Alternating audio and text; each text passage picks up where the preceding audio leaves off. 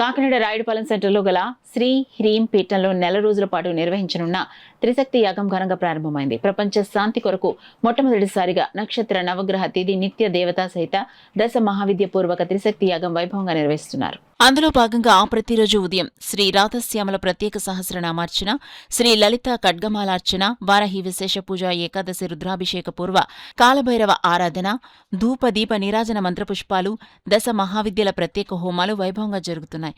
అందులో భాగంగా ఉదయం 10 గంటలకు శ్రీ లలిత సహస్రనామ పారాయణతో పాటు కుంకుమార్చన కార్యక్రమాలను శాస్త్రోక్తంగా జరిపించారు.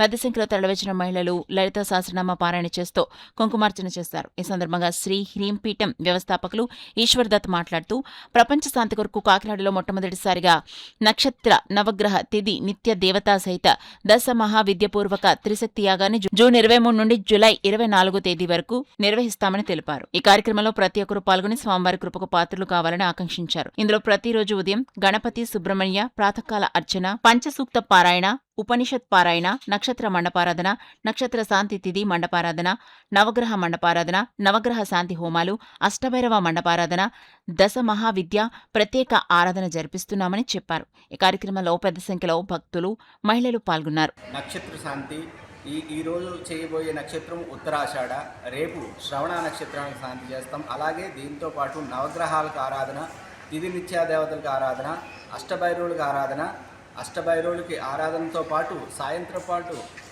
కాలభైరవుడికి విశేషమైన అభిషేకంతో పాటు విశేష హోమాలు, అలాగే ఈరోజు మహాకాళి దక్షిణకాళి అమ్మవారికి శనిగ్రహ అధిదేవత అయిన దక్షిణకాళి అమ్మవారికి ఈరోజు హోమాన్ని నిర్వహించడం జరుగుతుంది. ఈరోజు రేపు కూడా దక్షిణకాళి అమ్మవారికి ప్రత్యేకంగా దశ మహావిద్యల్లో భాగంగా ఆ అమ్మవారి యొక్క హోమాన్ని నిర్వహించడం జరుగుతుంది. అదేవిధంగా ప్రతిరోజు కూడా ఉదయం 10 గంటల 30 నిమిషాలకి సామూహికంగా ఉచితంగా కుంకుమార్చన చేయడం జరుగుతుంది. ఒక్కొక్క రోజు ఒక్కొక్క దేవత గురించి చెప్పుకుంటూ తిథి నిత్యా దేవతలకి ప్రతిరోజు కుంకుమార్చన జరుగుతుంది. కావున ప్రతి ఒక్కరూ కూడా ఈ యాగానికి వచ్చి మీరు అమ్మవారి యొక్క అనుగ్రహానికి పాత్రలు అవుతారు.